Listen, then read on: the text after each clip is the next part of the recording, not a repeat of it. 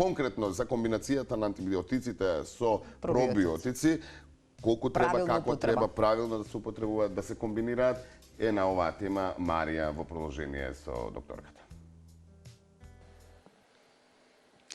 За жал, бактериските инфекции овој период се повеќе земаат замав врз повеќето од нас, па кога ќе се соочиме со некоја бактериска или вирусна инфекција, по препорака на медицинско лице, односно нашиот матичен лекар, пиеме антибиотици со цел да оздравиме.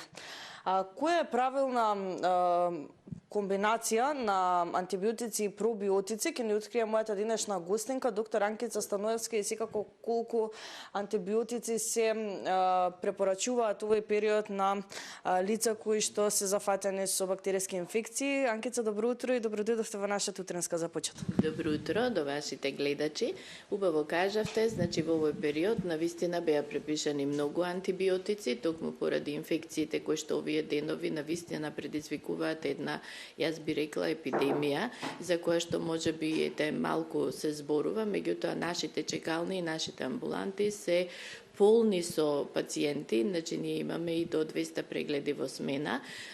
Доминираат инфекциите во насока на грип, односно инфлуенца А, меѓутоа не помалку се присутни инфекциите со ковид, пациентите не се тестираат, значи сепак им е малку, ке речеме, измачено можеби од сите тестови досега.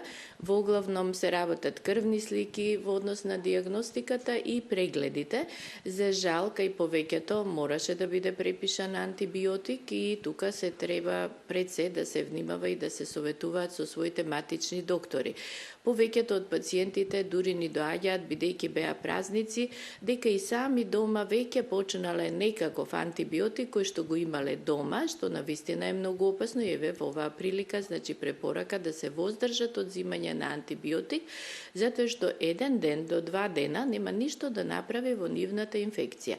И покрај тоа што во поголем дел се работи за вирусни инфекции, сепак кога се работи за вирусна инфекција, таа го опаѓа вашиот имунитет и оние патогени бактерии со кои што предходно сапрофитната флора успеала да се избори, не предизвикале болест, сега во овој момент на инфекција на вирус, тие бактерии почнуваат да се размножуваат, стануваат патогени и предизвикуваат инфект. Заради тоа, нели вака ќе речеме можеби неразбирливо за пациентот и покрај тоа што тој има инфлуенца, ние во моментот доколку сметаме дека на преглед и по крвната слика веќе постои развој на бактериска инфекција, се препишува антибиотик.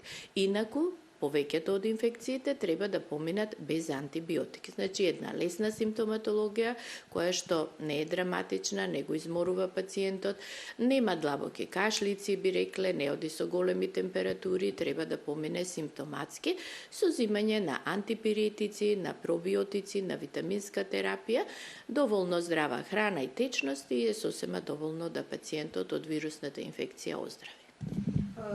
Убаво си кажавте, дури не морам уште нешто да ве прашам, но ќе ве прашам накратко за пробиотиците, како делуваат на нашиот организам и каква е она правилна употреба на комбинација на антибиотик и пробиотик? Така, за среќа во последно време многу се зборува за пробиотикот.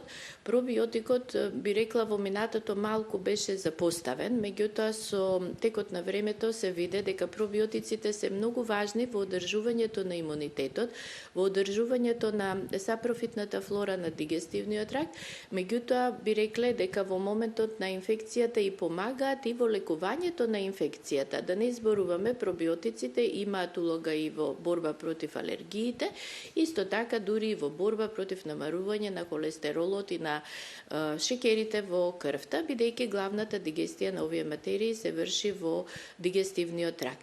Меѓутоа, многу е важно зимањето на антибиотик и пробиотик, затоа што антибиотикот во моментот на зимањето ќе ја уништи цела ваша сапрофитна флора и вие потоа ќе имате тегоби во однос на дигестивниот тракт. Често се случува кога пациентот ќе земе антибиотик да после неколку дена се појават и профузни проливи и повеќе столици во текот на денот, што го изморува пациентот и додатно ја влошува неговата состојба.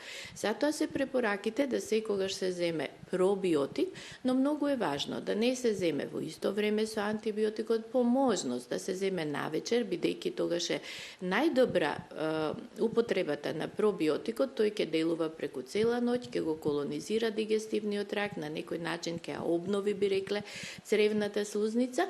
За потоа антибиотикот кој што ќе го земете во текот на денот не предизвика оштетувања. И многу е важно да растојанието меѓу земањето на пробиотикот и антибиотикот биде повеќе од 2 часа, како не би земениот антибиотик го уништи пробиотикот кој што вие го зимате. Често се зборува за пробиотик, пребиотик и симбиотик, во оваа прилика само малку ќе кажеме. Пробиотикот се сапрофитните бактерии кои што нормално постојат во дигестивниот тракт, додека пребиотикот тоа се всушност влакна кои што помагаат да овој пробиотик делува побрзо, поефикасно би рекле, додека кога двете материи се комбинирани во една таблета или капсула, тоа се нарекува симбиотик. Значи во денешно време се многу достапни во аптеките и би кажала со секоја терапија, посебно на антибиотик, треба да се земе пробиотик. Препораките на матичните доктори се тие, меѓутоа не помалку се состојбите каде што имаме алергии, каде што имаме колити, каде што имаме би рекле гастроинтестинални инфекции, каде што исто така е многу значајно земањето на пробиотикот. Благодарам многу за одвоеното време. Благодарам.